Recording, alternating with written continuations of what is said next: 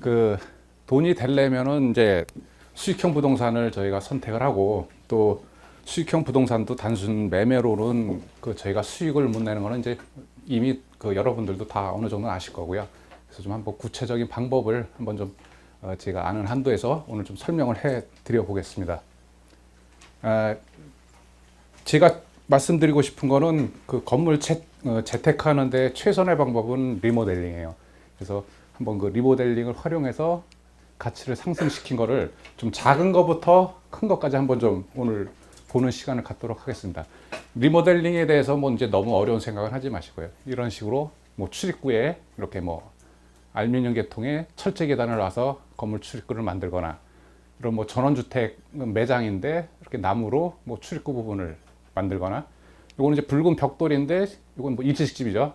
일식집 그 느낌 나게 이렇게 앞부분을 하거나, 여기 좀 이제 껌껌해서 잘 안 보이는데 요거는 이제 그 황동이죠. 황동으로 2층을 보면 이게 그 고전 그 가구점 같아요. 고전 가구점 느낌을 주도록 이렇게 아루르모 스타일로, 장민홍구 스타일로 이렇게 출입구 부분만 간단하게 만들어도 이런 것도 이제 건물의 가치를 높이는 간단한 방법이 아닌가. 그 다음에 이제 1층 부분을 요거 이제 리모델링한 사례입니다. 기존 건물들이 다 이런 그 회색 화강석조로 되어 있는데, 간단하게 그 돌 부분을 뜯어내고 흰색 페인트 칠과 그 다음에 유리, 이거는 좀 더 이제 큰 사진으로 제가 이제 찍어 놓은 거고요. 이렇게 간단하게 1층 매장 부분, 요거는 이제 2층 부분을 기존의 그 돌 부분을 뜯어내고서 흰색 벽체에다가 이런 거 유리로, 투명 유리로 해서, 이게 이제 외국계 무슨 그 세탁기 매장 입점하려고 공사하는 거를 제가 이제 몇 년 전에 찍어 놓은 건데, 그리고 자기네들 색깔 맞춰서 출입구 부분은 이제 빨간색으로 이런 뭐 FRP나 플라스틱 계통으로 이제 출입구 부분을 만들어 놓은 사례고요. 요거는 이제 건물이 좀 높아졌죠. 그냥 이제 건물 한쪽에 단순히 그 붉은색 계통 그 철판 위에 붉은색 도장을 해서 건물 옥상까지 올려서, 여기 한 뭐 6, 7층 정도 되는 사이즈인데, 이렇게 한쪽 끝을 강조해도 건물이 이제 살아난 그런 사례고요. 요거는 이제 한쪽 면이 아니고 건물 내 모서리하고 중간에 그리고 위에, 요거는 이제 은색 알루미늄으로. 그래서 리모델링에서 제일 많이 쓰는 재료가 그 철, 그 알루미늄, 그 다음에 유리예요. 이게 가장 그 하이테크한 느낌이 들기 때문에. 그리고 이제 1층 부분에는 이렇게 그 커피숍이 들어오면서 요 이제 출입구 부분을 좀 강조해서 리모델링을 한 사례고요. 자, 요거는 이제 그 가장 많이 쓰는 그 화강석 위에 단순히 이런 그 알루미늄 계통의 그 망사처럼 이렇게 더 씌운 그런 케이스인데, 요거를 좀 더 크게 보시면 이렇게 다 비쳐요. 뒤에가 비치는데 밤에는 또 이제 여기 조명 들어오게끔 돼 있기 때문에 그 마치 무슨 그 망사옷 그 입은 듯한 그런 느낌으로 외벽을 이제 간단하게 리모델링 해놓은 사례이고요. 요거는 이제 건물 전면부를 이제 돌로다가, 뭐 업종 성격상 이제 창문은 없다 보니까 이제 전면부를 다 이렇게 그 불안 계통의 돌로다가 리모델링한 사례고, 근데 측면을 보시면 이제 측면은 제일 싼 재료로 이렇게 돼 있어요. 그 뭐죠, 저 드라이비트라고 그러죠. 저런 드라이비트로 이제 제일 싼 재료로 돼 있지만, 이제 전면부 도로에서 보이는 부분은 그 부분만 한 거고, 요거는 이제 이것도 알루미늄을 써서 그 자세히 보면 이게 이제 구멍이 좀 뚫려 있는 그런 알루미늄 그 은회색 계통의 이제 알루미늄 판인데, 요걸로다 이제 건물 전면부를 이렇게 리모델링 한 겁니다. 요 건물 좀 보신 분들 좀 있으실 텐데요. 어느 건물인지 아시겠어요? 이거? 예, 맞습니다. 예, 차병원 그 리모델링 한 건물이에요. 자, 보시면 이게 원래 건물 모습은 이거예요. 이렇게 그 상당히 좀 오래된 그 누런 타일 계통으로 되어 있는데, 전면 부분만 이런 식으로, 그 차병원이 원래 뭐 줄기세포 이런 첨단 그 생명공학 쪽이지 않습니까? 그러니까 그런 이미지에 맞게 이런 그 삼각형 그 모양의, 그 다음에 이제 은색 알루미늄 계통의 외장재로 겉모양만 이렇게 바꿔서 자기네 그 병원 이미지를 창출한 그런 케이스고요. 요거는 이제 차병원 그 바로 맞은편에 공사 중인 거를 이제 제가 찍었던 거고요. 그래서 이 건물이 이런 식으로 이제 리모델링을 한 거예요. 처음에 이제 제가 보여드렸던 건 뭐 작은 거부터 그냥 1층 부분, 그렇지만 이제 이거는 건물 전체에 대한 전면 리모델링이죠. 그리고 입주한 업종들을 보면은 다 그래도 뭐 성형, 치과, 그러니까 의료 계통으로 건물 리모델링하면서 업종 자체도 이제 바꾼 거고 이쪽 부분이 바로 그 언주역이죠, 그저 9호선 노년사거리에 딱 그 요쪽이 차병원이고 요 바로 이제 건너편 그 건물이 이제 이렇게 리모델링을 한 겁니다. 그리고 위에 부분은 이렇게 건물이 좀 더 높여 보이게 그 기둥만 세워서 리모델링해서 입점을 시킨 그 사례고요. 그래서 지금까지 보여드린 그 사진들이 그렇게 멀리 있던 사진들이 아니에요. 다 그 역삼역 사거리에서 그 노년로 따라서 그냥 딱 한 블록, 제가 딱 한 블록 걸어가면서 양쪽에 있는 건물들을 사진을 찍은 거예요. 자, 요 사진 보셨죠? 요 사진 보셨고, 아까 여기 뭐 물호텔 봤고, 그 다음에 여기 그 차병원, 요거 좀 가려서 안 보이는데, 그 은혜색 알루미늄 계통으로 리모델링 한 거, 그리고 그 건너편 요 사거리에 이제 그 붉은색으로 리모델링해서 올려놓은 그 사진까지 그렇게 보여드린 거거든요. 그래서 리모델링은 이제 건물 재테크에 있어서는 지금은 이제 거의 필수 요건이다. 그렇게 보시면 되고요. 요거는 이제 제가 실제로 그 경매로 매입을 하신 그 회사에서 저한테 이제 의뢰가 와가지고 제가 이제 설계하고 리모델 그 인테리어 그다음에 이제 시공까지 일체적 그 턴키 방식으로 종합적으로 한 그런 케이스인데요. 보시면은 이건 이제 당초의 건물 용도는 이제 업무 시설이었고요. 중곡동에 있는 겁니다. 대지는 한 200평 되고 지상 4층. 전면부에서 보면은 이제 3층으로 보이는데 요게 이제 꺾여가지고 뒤에 한 층이 또 더 있습니다. 그래서 요거 공사를 한 6개월 정도 했고요. 설계 시공 일괄 턴키로 한 25년 된 건물인데 경매로 매입해서 요걸 이제 리모델링 하자래요. 그래서 건물이 이렇게 이제 그 계단식으로 꺾여 있는 상태고 처음에 이제 제가 요 건물을 봤을 때는 그러면 그 제일 단점 핸드캡 부분이 이렇게 꺾인 부분이잖아요. 건물이 줄어드는 부분인데 그럼 이 핸드캡을 우리가 어떻게 극복을 할까? 그래서 이제 제가 제시한 게 이 안이에요. 뒷부분은 다 벽을 털고 유리. 그러니까 제일 하이테크해 보이는 게 금속하고 유리입니다. 그러니까 뭐 다른 재료도 좋지만 이 유리하고 그 금속, 특히 알루미늄 쪽만 활용을 하면은 건물의 그 이미지는 많이 변신이 되고요. 그리고 전면부는 그 예리하게 이제 눈썹처럼 이렇게 쫙 찢어져서 요게 이제 사무실로 쓰이는 부분의 창문 부분이고, 그 다음에 위에 부분은 이게 꺾여 있으면 건물이 좀 작아 보이니까 웅장한 느낌으로 들기 위해서 이렇게 기둥을 올렸어요. 이 벽 부분이 2분의 1 이상이 공간으로 돼 있으면은 충수산이나 이런 데 제외가 되거든요. 높이 산적에. 그러니까 기존에 있는 그 높이 그대로 유지 인정받으면서 이렇게 이제 기둥을 세운 거고요. 요 케이스는 그 좀 전에 그 저 노년 사거리에 봤던 그 의료 빌딩 리모델링 했을 때도 거기서도 이제 같은 그런 기법을 쓴 거죠. 근데 물론 제가 거기보다는 이 건물은 제가 먼저 했어요. 그리고 이제 출입구 부분에는 이제 그 건물 그 상표 그 저 디자인 부분 나오게, 그리고 1층에는 매장, 이런 식으로 이제 투시도를 제가 제안을 했고요. 그래서 이제 공사를 시작을 한 겁니다. 그래서 펜스 돌리고 지금 이제 가설했고, 그리고 이제 이거는 벽체 공사 어느 정도 하면서 마무리하고, 여기 이제 1층 매장 여기 주변 정리하는 공사 작업이고요. 그리고 이제 이거는 그 사무실 내부도 이제 그 간단하게 이렇게 벽체 색깔만으로도 건물의 그 옛날 모습 다 사라지고 수준이 바뀌죠. 바닥도 간단하게 교체를 했습니다. 바닥재도. 자, 그리고 요거는 이제 1층의 의류 매장, 요거는 2층 부분에 이제 그 손님들 오고 그럴 때는 이제 프레젠테이션. 그러니까 이건 좀 대량 구매. 이제 골프류다 보니까. 그리고 요거는 이제 3층 부분에 있었던 것 같아요. 그 직원이나 직원 회의실. 그래서 이 유리로 돼가지고 여기 이제 화이트보드로도 쓸 수 있게 그렇게 했고, 그러니까 외장 부분이 사실은 그 주목 끌기에는 제일 유리하고요. 내부 부분에서는 이제 그 인테리어죠, 사실은. 리모델링이 이제 인테리어 부분이고, 제가 뒷부분에서도 말씀드렸지만 이제 설비 부분이 이제 눈에 보이진 않는데, 요거는 이제 그 대표 이사실이고요. 그래서 블랙 계통으로 요건 이제 블랙 컨셉의 그 소파로 그런 이미지로 이제 디자인을 해드린 겁니다. 그래서 공사 끝난 사진이고요. 그래서 요거 이제 야경 사진을 한번 찍은 거고요. 어떻게 뭐 첨단 이미지가 좀 느껴집니까? 예. 그리고 뭐 리모델링 이렇게 큰 건물만 해야 되나라고 생각하지 마시고요. 저는 이제 이거는 그냥 한 중간 정도 샘플로 그냥 보여드린 거예요. 뭐 다들 뭐 빌딩 한 채씩은 다 갖고 계시잖아요. 지면 그 리모델링은 그냥 아파트 발코니 확장에서도 간단하게 그 수익 증대를 할 수 있고요.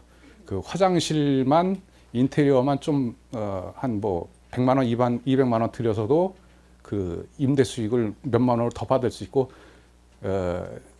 리모델링은 하여튼 그 이 규모에 얽매이지 않고 어쨌든 가치를 올리는 가장 좋은 방법이다라고 말씀을 드리고 싶은 겁니다.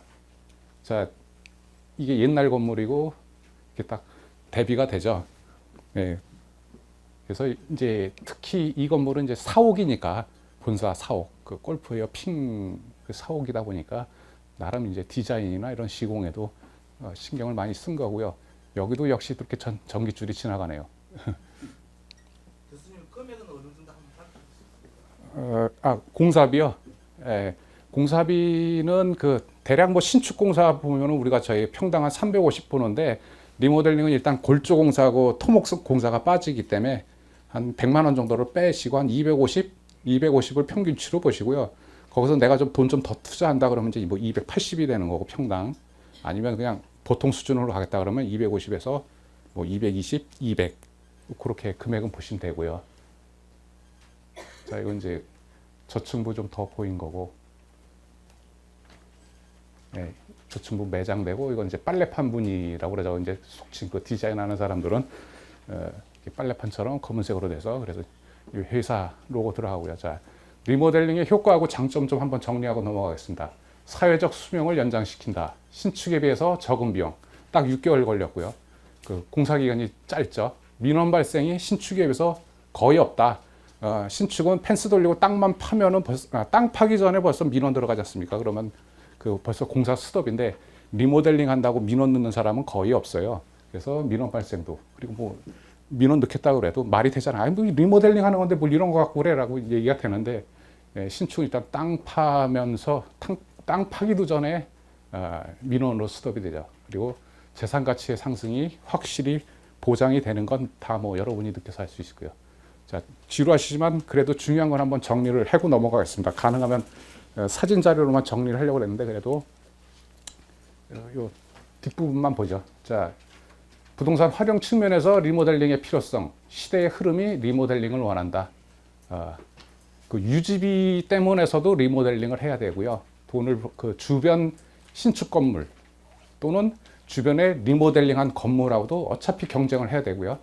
재테크 수단으로 특히 경매하고 결합시킬 때는 최고의 막강한 무기가 아니냐. 저렴한 비용으로 큰 효과. 건물의 메이크업을 화장을 하자. 여자만 화장하는 게 아니고 건물도 하자. 바깥 치장만으로도 인지도나 이미지가 훨씬 높아지고 그리고 용도 변경까지도 장사 안 되는 근생을 원룸, 뭐 다가구, 고시원, 소사무실 다 앞부분에 나왔던 용도들입니다. 그리고 단순한 매매가 아닌 가공, 즉 우리는 가공을 하자는 거예요. 좀 하나라도 더 배워서 가공을 하고 그 다음에 제일 큰 거는 부동산 정책과 시장 흐름을 활용할 수 있다. 법이 리모델링 쪽으로는 완화를 시켜주는 추세입니다. 왜 그러냐면 이제 뭐 재활용 뭐 이런 거 환경 폐기물 이런 것 때문에 부시고 새로 짓는 거는 이제 그만하자. 재건축 이제 다 그만하자고 그리고 그 도시 재생 사업으로 넘어가죠. 아파트 리모델링 강화시켜줬죠. 수직으로 3계층까지 높여준다고 그 최근에 발표됐죠. 그런 식으로 리모델링에 대해서는 법 규정이 계속 개선이 이루어져요. 법이라는 건 원래 계속 시간이 지나면 강화가 되는데 리모델링 이런 쪽은 완화를 해주는 겁니다. 소규모 증축, 뭐 대수선 이런 건 그냥 이제 신고로 가름하고 일조권 완화. 전용 일반 주거 지역의 그 일조권 높이 9m 이내는 1.5m 뛰게. 그럼 높이 9m면은 3계층. 그 전에는 안 그랬거든요. 그거는 뒤에 다시 보겠습니다. 이건 2013년 이후에 완화가 됐어요. 건물의 용도를 쉽게 바꿀 수 있게 동일 시설군 내에 건축물 기재 내용만 변경하면은 되게 동일 시설군. 이거는 이제 좀 공부를 하셔야 되는 거고 동일 호에서는 자유, 근생 용도가 낸 자유. 그다음에 근생 용도에서 여기까지는 업종별 총량제예요.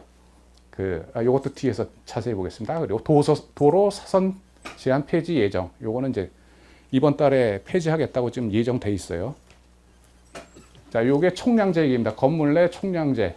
건물 내에서 학원이 이미 500제곱미터가 들어와 있으면은 A가 500제곱미터 이미 하고 있으면 못 들어가죠. B가. 근데 그거를 소유주 A 500제곱미터, 소유주 B 500제곱미터, 오케이 다 해주겠다는 겁니다. 그러니까 이거는 실제적으로는 무슨 효과가 나타날까요? 내가 업종이 이제 전에는 못 들어가던 이제 막 들어갑니다. 그 시장에 분명히 변화가 있겠죠. 권리금이 이제 없어지는 거죠. 전에는 내가 학원하고 있으니까 학원이 못 들어와요. 수학 학원이 있는데 피아노 학원이 못 들어왔는데 이제 들어가게 해주겠다는 겁니다. 소유주만 다르면. 그리고 그게 이렇게 연관돼서 요게 같은 사람인데 면적 나누려고 두 명 명의로 이렇게 바꿨구나. 근데 뭐 인접했거나 그러면 그런 거는 안 내주겠다고 하고는 있어요. 그러니까 그래도 어쨌든 이제는 활용할 수 있는 다양하게 쉽게 업종 바꿀 수 있게 됐고, 그 다음에 요 사진은 많이 보셨죠? 그래서 사선 앞에 도로에서 1대 1.5로 선 그어서 이렇게 싹둑 잘라버리는 건데, 이건 이제 도로 사선 없애겠다. 그러면 건물을 많이 높이겠다. 근데 이게 단일 건물, 단일 소유주일 때는 이게 가능하죠. 내 건물 이제 이게 도로 사선 제한 없어지니까 내가 이만큼 증축해도 되는데, 저게 집합 건물일 때는 어떤 문제가 생기겠습니까? 집합상가일 때. 네? 그렇죠. 예. 내가 요거 보고 요거를 요층을 낙찰을 받았어. 그래서 내가 요거다 증축을 하려고 그래요. 이렇게 요 부분을. 그랬을 때 동의를 받아오라 그러죠. 구청에서. 예. 증축입니다. 증축. 이거는 이제 리모델링에는 증축이라는 개념이 꼭 포함이 될 수 있어요. 증축이란 높이, 면적 이런 게 조금이라도 늘어나면 증축인데, 그러면 이제 뭐 증축 허가를 받아야겠죠. 요거 같은 경우에는. 그랬을 때는 결국은 요 그 집합상가의 경우는 동의를 받아와라. 그럼 동의해주면서 뭐라 그럴까요? 이게 네 거냐? 그렇지. 이거 네 거 아니잖아. 나는 이거 내 층이라서 이건 내 거라고 생각해서 이제 증축하겠다는데, 동의받으러 밑에 층 가면은 그게 네 거냐? 건물 전체 거지. 그래서 최소 여기다 우리 관리사무실이 필요하니까 관리사무실 놓자.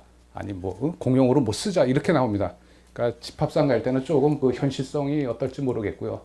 자, 요거는 아까 그 전북 방향 1조권 주거지역에서만, 주거지역에서도 그 전용 주거하고 일반 주거 거기만 해당되는 조항인데, 이거를 완화를 시켜줬습니다. 요게 작년인가요? 그래가지고 1조권 완화. 그래서 이제 재건축, 소규모 재건축 같은 거를 이제 활성화가 되겠다는 거고, 이게 이 얘기입니다. 저기 2013년 2월 전에는 4m, 높이 4m 이하일 때는 요 대지에서 1m 뛰고, 8m 이하일 때는 2m를 뛰고, 8m가 높이가 넘어가면 그때는 1대 2의 비율로 이렇게 뒷집 북쪽에 이 집에 햇빛이 안 들어오니까 이렇게 그 사선 제한처럼 그 도로 사선 제한 잘라라. 자, 근데 이 문제가 이 8m였어요. 8m면은 몇 층이 됩니까? 3층 돼요? 3층? 안 되잖아요. 3층이. 한 아파트 층고가 보통 몇 메다예요? 네? 요즘은 이제 3m씩 되는데, 전에는 2.8, 2.7로 했어요. 예. 그래서 이게 8m면은 2.7이면은 몇 메다죠? 어떻게 되죠? 안 되죠? 예. 그러니까 이게 두 층밖에 못 올라갔어요. 그래서 건물 형태가 이렇게 된 겁니다. 근데 이거를 이제 9m로 현실적으로 3계층은 할 수 있게 3m씩 해서 이렇게 되게. 그 다음에 1대 2의 그 전북 방향 1조 사서권 제한을 하자. 그렇게 개정이 됐습니다. 그러니까 재건축하면 사업성이 높아지겠죠. 대략 뭐 한 15에서 20% 정도 높아진다는 얘기도 있고 그렇습니다. 그래서 재건축, 소규모, 그러니까 다세대 다가구 이런 소규모 주택지, 그 50평에서 100평 사이에 그런 땅들에 대한 단독주택이나 이런 것들이 이제 사업성이 높아진 거죠. 자, 이게 정북 방향 북쪽에서 이렇게. 자, 보세요. 이렇게 해서 이렇게 잘려서 다 이렇게.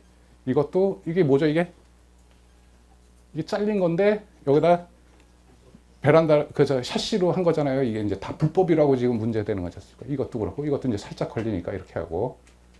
그러니까 이제 이렇게 막 계단처럼 쭉쭉쭉 잘라진 거를 어느 정도 이제 3층까지는 완화를 시켜주겠다는 그런 내용입니다.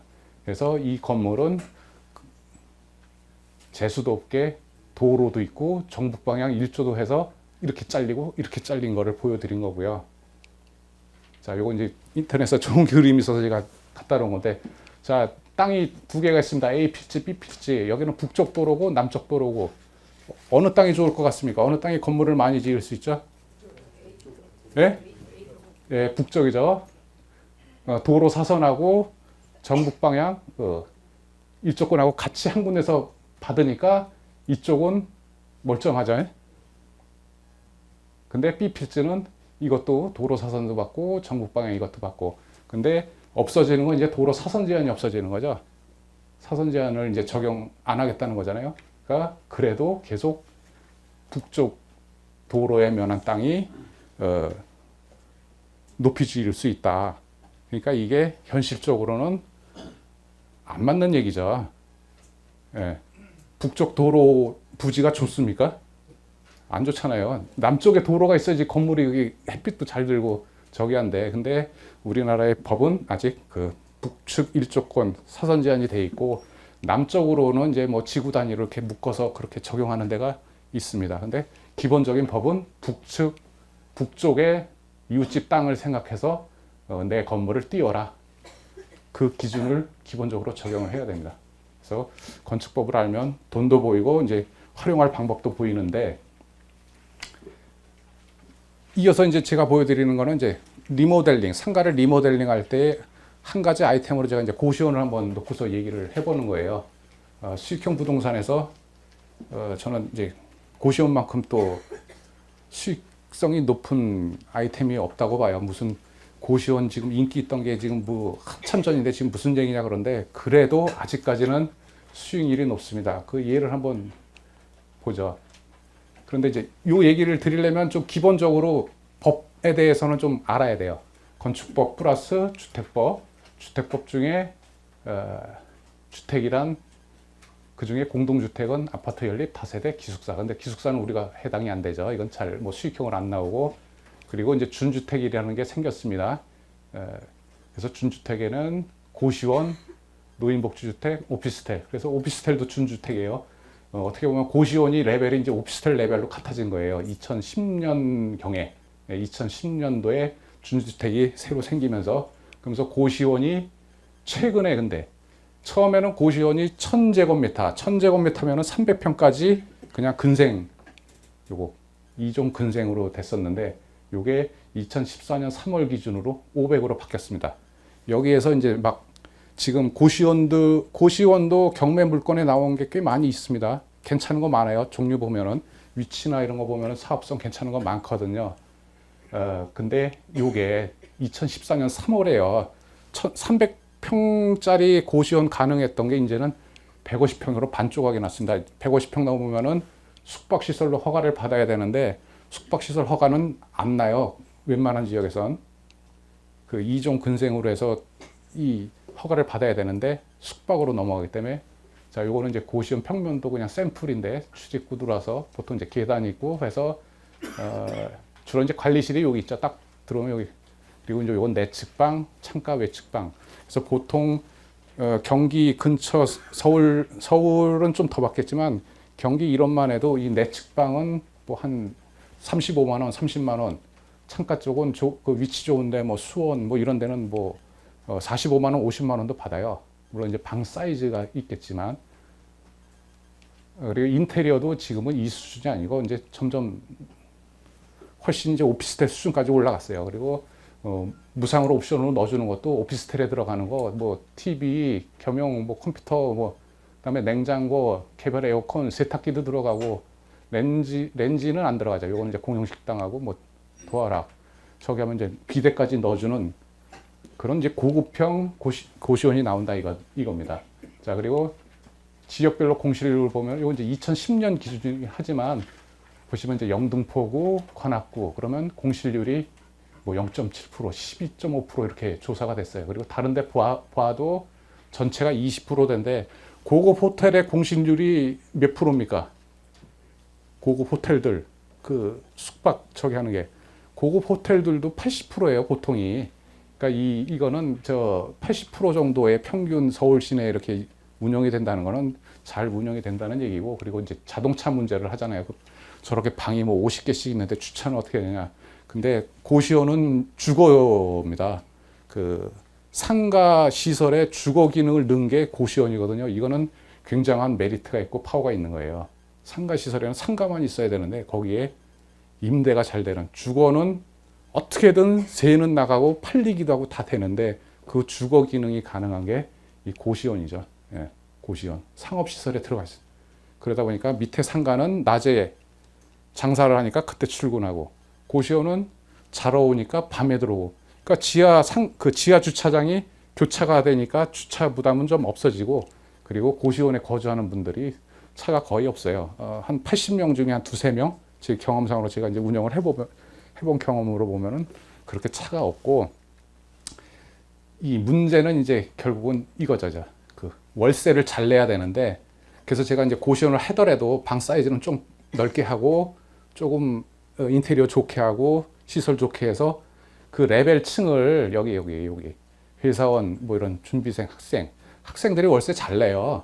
그 여기도 아까 보니까 출입구 쪽에 그냥 정문 앞에 있는 건물들 쭈루루 보면은 일단 나가시면 보세요. 다 고시원이에요. 다 고시원. 안정적인 주거 시설이기 때문에 가능하거든요. 그래서 학생도 월세를 잘 내고 회사원도 잘 내죠.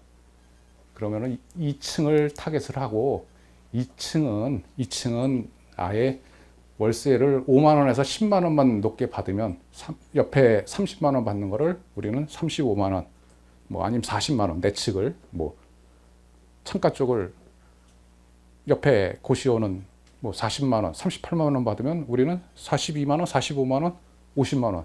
이렇게 하면 자연스럽게 이거는 정리가 됩니다. 이게 사실 이제 관리할 때 제일 그 월세 밀리는 게 고민스러운데, 자, 그래서 이거는 실제로 나온 물건 한번 같이 한번 보시죠. 자, 요게 3월 5일 11억에 나왔다가 다시 체크를 해보니까 유찰됐습니다. 그래서 4월 9일, 자, 엊그제죠. 49%, 15억 감정에 7억 7,600, 이제 반 허리로 내려왔죠. 딱 부러져서. 그래서 진행이 됐어요. 결과는 요거 강의 끝부분에 알려드리겠습니다. 미리 이거 결과 또 알려드리면 재미없어 하실까봐 일단, 자, 이렇게. 자, 그러니까 이제 설명을 들으시면서, 아, 내가 이걸 얼마에 들어가야 되지? 이거를 내가 얼마에 들어가야 되지? 한번 생각도 해보시고요. 아, 그리고 요 건물인데 이게 7층짜리 건물인데 요 6층 부분입니다. 6층이 전체 면적이 752제곱미터니까 227평. 자, 그럼 전용이 227평. 그러면 그냥 우리 계산하기 쉽게 전용 200평으로 계산하자고요. 자, 일반 상가 건물 부천 중동입니다. 중동이죠. 상동이고요. 상동. 부천 상동의 이런 상가 지역에 보통 일반 매매할 때 평당 얼마 볼까요, 우리가? 대충. 그래도 평당이요? 그럼 전용 공용 다 합쳐서. 예, 그렇게 보면. 자, 그럼 이거 전용 면적만 200평만 치면은, 그래요? 저보다 좀 이제 높게 생각을 하시네요. 자, 그럼 일단 이제 뭐 500만 원도 나왔어요. 근데 저는 그거보다는 좀 작다고 봐요. 평당, 예. 전용 평당 그거보다 작은데. 그래서 전용 면적이 220평.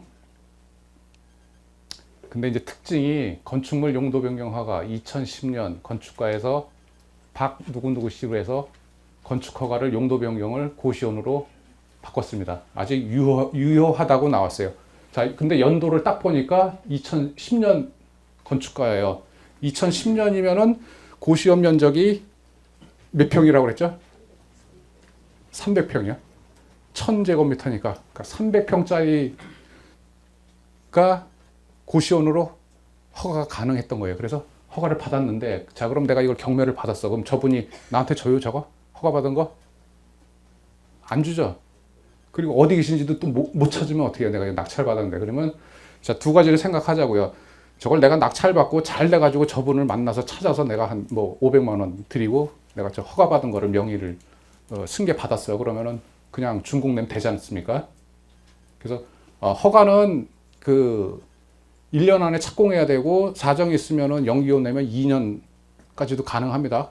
그러니까 내가 뭐 할 거 있으면은 허가받을 거 있으면 미리 설계사무 시켜서 허가는 받아놓으세요. 도시형 주택, 그 도시형 생활주택 같은 경우도 주차 대수가 어느 날 갑자기 확 2배로 강화되지 않습니까?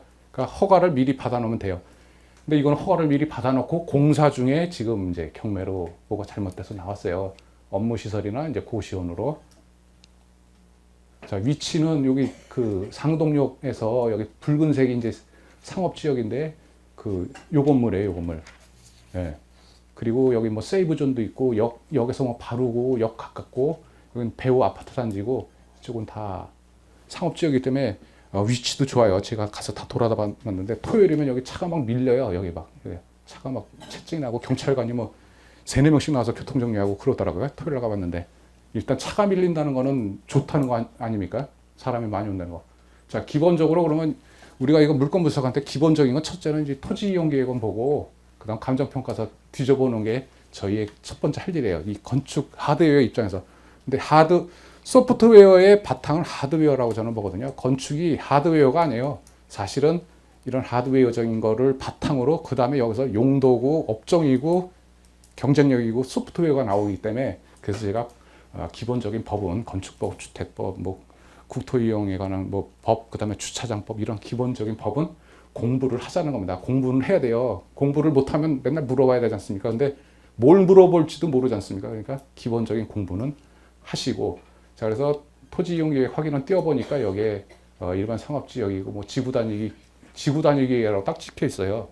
자, 이 지구 단위 계획이라는 게 있으면은 일단은 저거는 법보다도 저게 먼저 그 지역의 구청이나 시청에서 딱 정해놓은 그 규정이 있는 거거든요.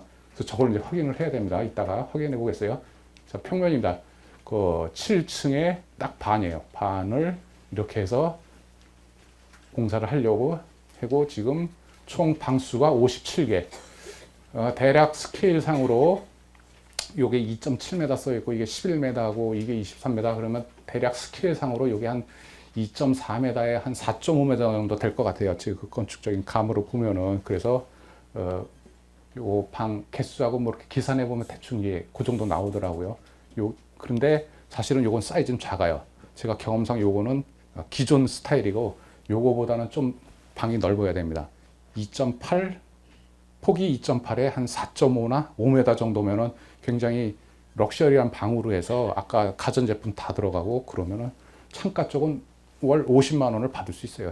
제가 보기엔 저 위치 정도면 못해도 뭐 45만 원 그럼 평균 내 측은 좀 싸게 해서 그럼 평균 40만 원 곱하기 57개 하면 얼마입니까? 월 100%일 경우 네, 거기에 공실률 보고 그러면 아까 뭐 80% 70% 보고 여기 총무 하나 두고 유지비 이런 수익률 나오는 게 없죠. 오피스텔 하나 사서 얼마 받아요? 60만 원, 100만 원 받나요? 임대 주고 그거하고는 이 상대적으로 잽이 안 되고 이거 이제 사진인데 사진 상태가 좀 나빠요. 그 저기 물건 정보에 올라온 게 근데 이게 다 타일을 붙였어요. 타일을 다 붙였고 문틀까지 섰고 천정에 이렇게 그 우물 천정을 만들었고 여기는 공용 부분인데 여기 이제 그 배관까지 뽑혀 있어요. 밑에 하수하고 이게 그리고 문틀은 다 세웠고 그리고 여기도 천정 공사 다 했고 타일 붙어 있고 이게 관리실 부분이고 그리고 여기 보일러실인데 보일러 배관하려고 배관까지 다 뽑혀져 올라왔어요. 그러니까 결국은 바닥 공사 끝났고 천정 공사 했다면 천정 배선 공사도 끝났고 타일도 붙였고 문틀까지 세웠고 공정이 그래도 한 최소 40% 이상은 됐을 거다. 요게 고시원 공사 리모델링 공사 하는데 평당 200에서 250을 보거든요. 평당.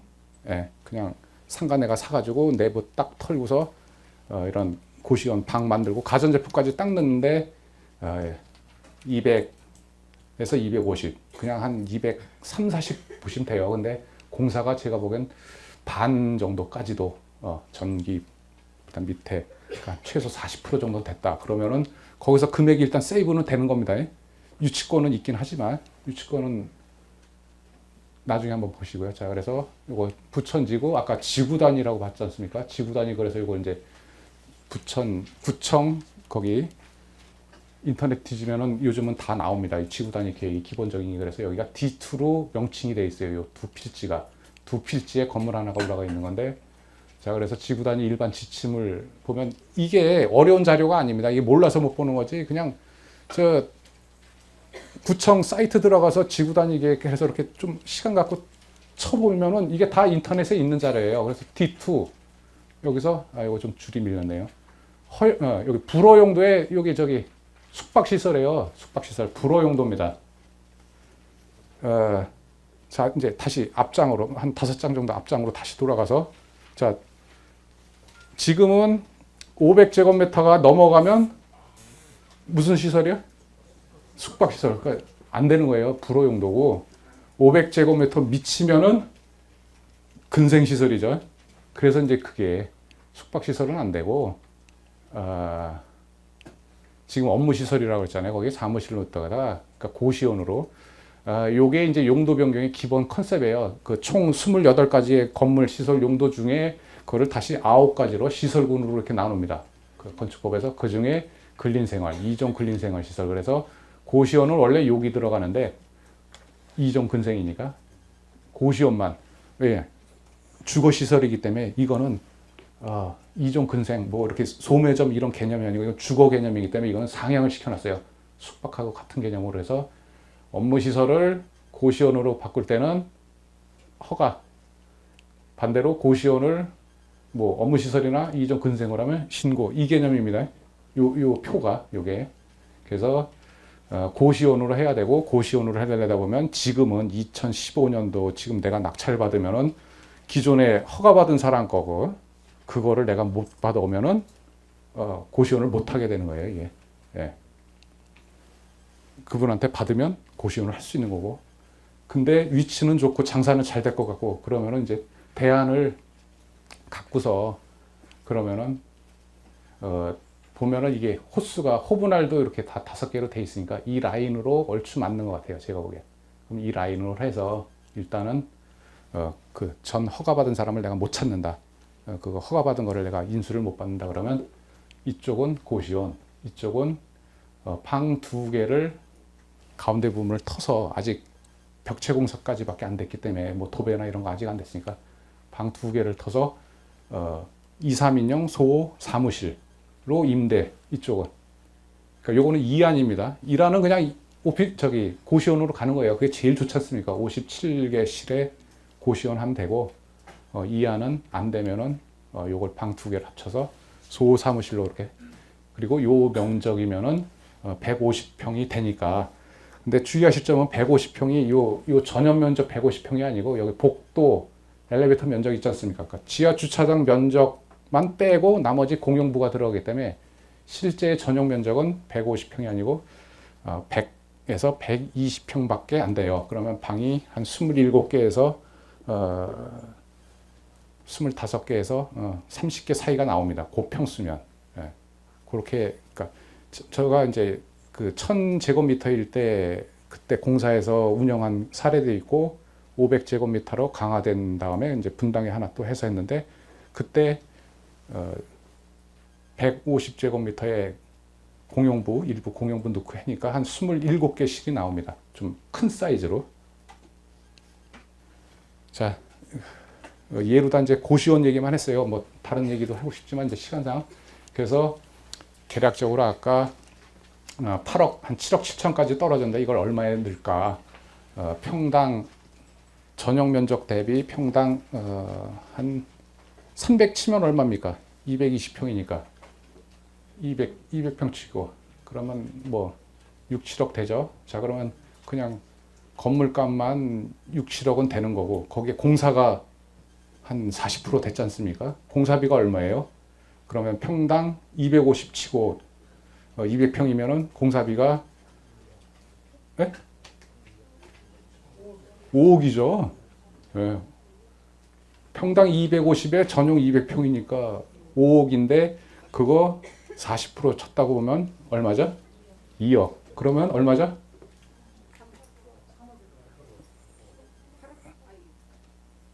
그래 그냥 건물값 6억에 2억 더하면 8억.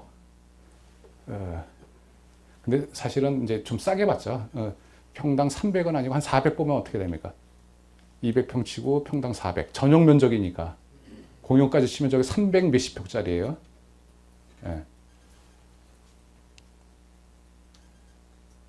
그게 잘라졌네. 낙찰 결과가 제가 말씀드릴게요. 10억 조금 넘게 낙찰이 됐고요. 엊그저께 제가 이제 제가 그 늦어서 못 넣었구나. 낙찰이 됐고 8명인가 응찰을 했고 9억 8천이 2등. 예.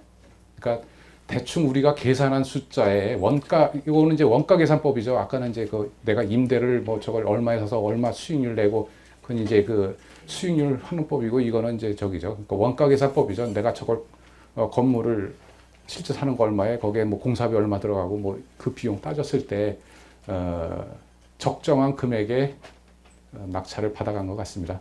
자, 이상으로 강의 마치겠습니다. 예, 감사합니다. 예.